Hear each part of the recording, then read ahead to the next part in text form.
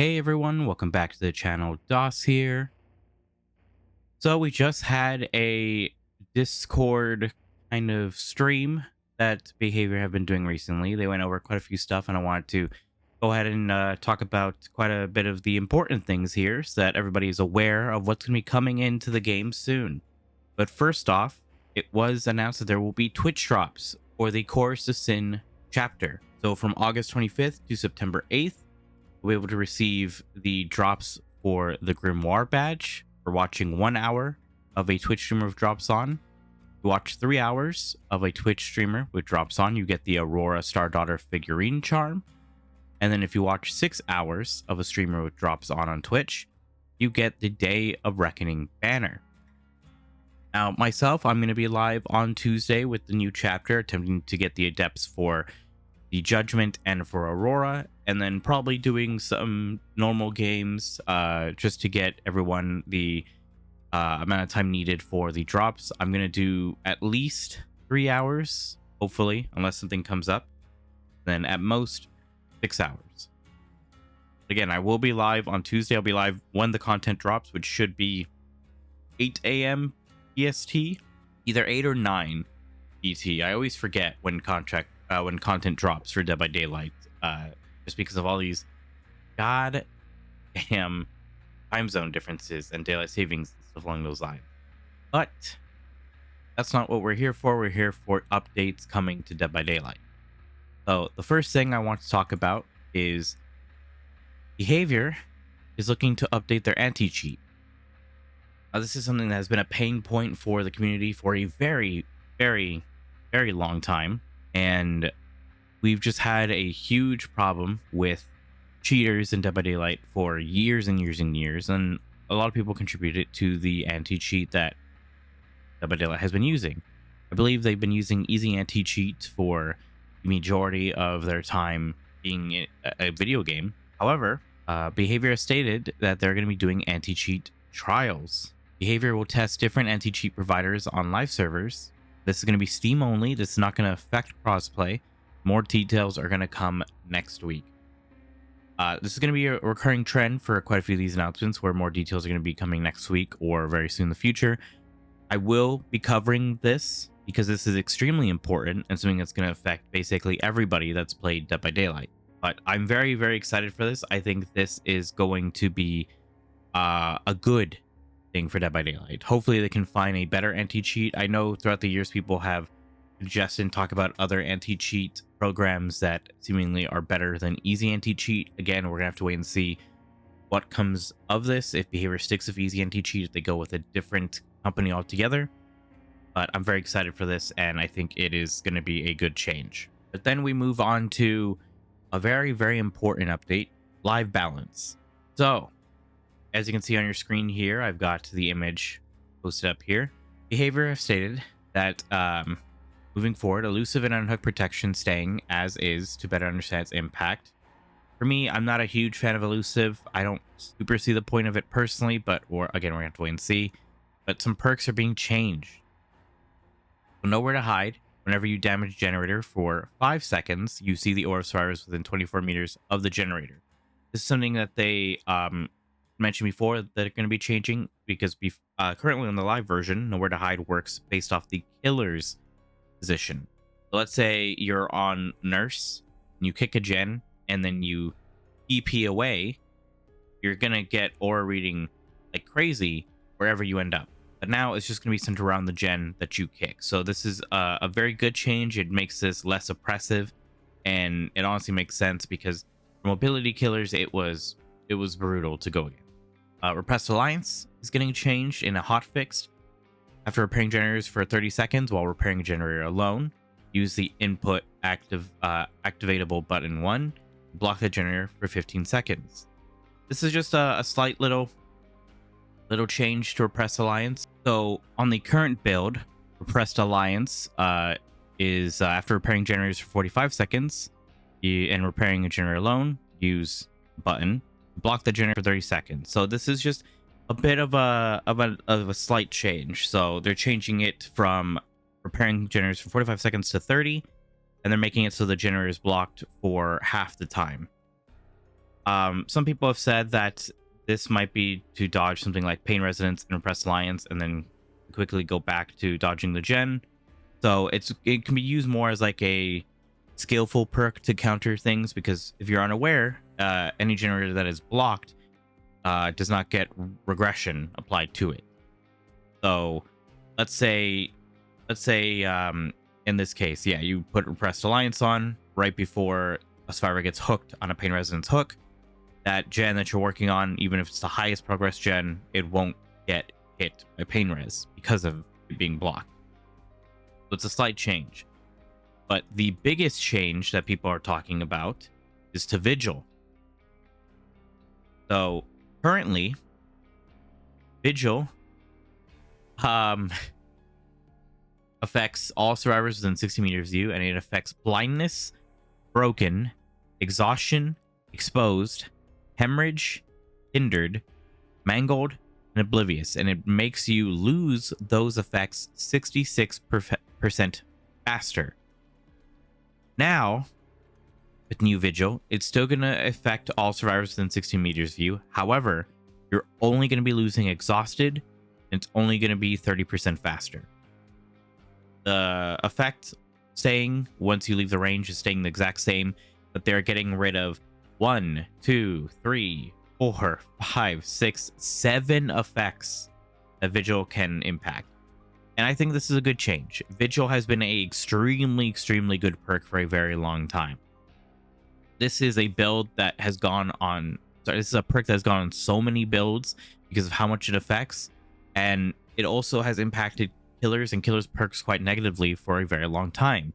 For example, if you're running Starstruck, or if you're running Friends to the End, if the survivor that ends up getting afflicted by those perks has Vigil, or if a different survivor gets afflicted by it and they're next to a survivor that has Vigil, by the time you reach them, you're not gonna you're insta down them, because the timer that you have is far shorter because of Vigil.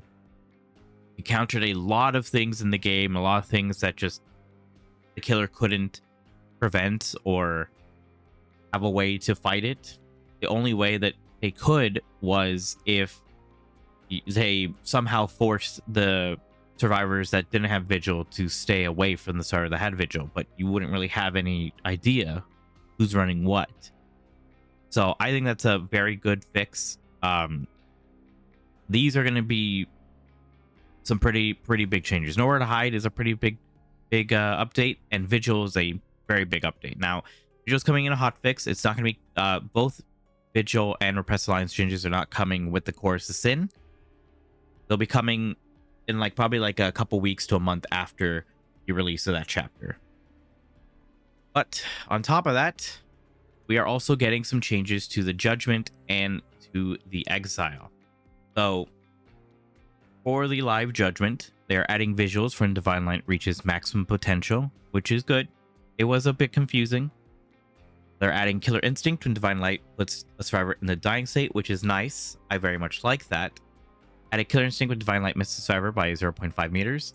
I really appreciate that. When I was doing my early access of the Chorus of Sin chapter, this was one of the add-ons that the Judgment had, where if you just miss a survivor, you get Killer Instinct. And I was saying, I think even on my stream, that I think that should be base kit, because you don't really get any type of indication of how close you were to survivor unless you're watching them right in front of you. So this is a nice little bit of information. So they're probably going to be changing that add-on to something else. Increase the distance at which cast Divine Light is revealed to survivors. That's pretty big. This is going to give survivors a bit more time to react if the killer is going for a very long range shot. So for example, if you're on a gen and the Judgment just shoots Divine Light from to that gen from, let's say, longer than 30 meters away, you're going to get more time to react to it. This was a very strong portion of the killer, where they were just able to have perks like Gearhead or Discordance and just fire off their beam and get a free hit. And then the last change for the Judgment is, while Zealous, the curve window for Divine Light is a flat 0.3 seconds. What this means is when you're in your enhanced mode, so if you send a server off to Brazil, off to exile, your power ends up powering up and you're able to curve the power. Now it's just making it so that the window for curving is a flat 0.3 seconds. There's no variance to it. That this is just what is going to be across the board. Overall, I like these changes. Adding more visual clarity to the power is good. Adding more information with the power is good. And then adding a bigger window of opportunity to react to it on Survivor is good. Aurora is getting some changes as well. Sorry, not Aurora. Exile is getting some changes as well. So they adjusted Seeds of Punishment to be a little bit more aggressive. And I believe those are the pillars of light that hit you so that your timer will go down faster. They're making it so that it happens a bit more often. They're increasing the hook timer penalty for being hit by Seeds of Punishment to 3 seconds. They're decreasing Seeds of Punishment immunity when being hit by 0.5 seconds. And they're increasing distance between Seeds of Punishment to 4 meters. So they want to give you a little bit of breathing room, but not giving you breathing room at the same time, if that makes sense. So if you guys remember from my early access stream in the Exile, there wasn't really a huge issue by getting hit by the lights. You had plenty of time to be in there, unless your Survivor teammates just don't care about you and want you to just die. You won't lose a health state before they go to a shrine and you get saved. There wasn't really that much urgency and that much going on with Exile, so now this gives you a bit more urgency, and this makes it so that you have to dodge, you have to move around. Hell, I stayed in Exile with my friend off stream, see just how long it would take, and it took a very long time for me to die, even by getting hit by the beams constantly. So I think this is a good change. Again, we're gonna see how this goes from live. This can always be adjusted as we go. If this ends up being a bit too strong, they're definitely going to tweak the numbers. If this ends up not being strong enough, you're going to make it a bit more aggressive. We'll have to see. But I think the big news from this that everybody has been talking about, even more than anti-cheat, even more than these perk changes, we've got MMR changes. So they had this image here on your screen saying, what's new? Kills and escapes still matter, but are no longer the sole deciding factor. Actions that move the game forward count towards players gaining or losing MMR. The emblems categories give a good idea on what actions to do. For example, doing generators and hooking survivors are actions that move the game forward. And actions give points, which are tallied at the end of the game. Killer and survivor tallies are compared to determine who gains MMR and who loses MMR. On top of that, they did explain what's staying the same.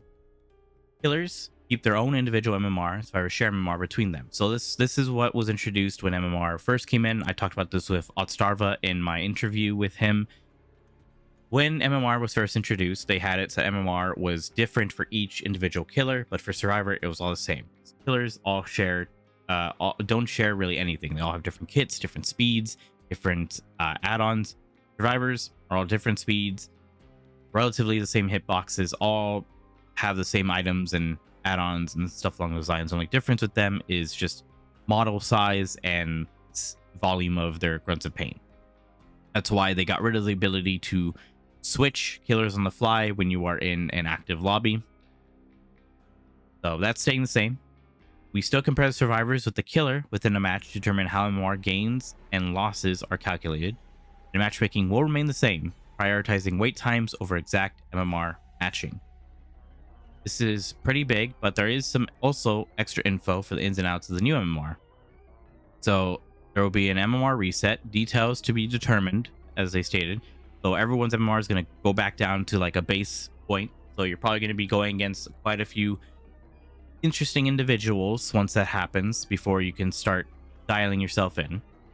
We've been acquiring play pattern data for a while to pre-balance the system. It should be quite accurate already, they say.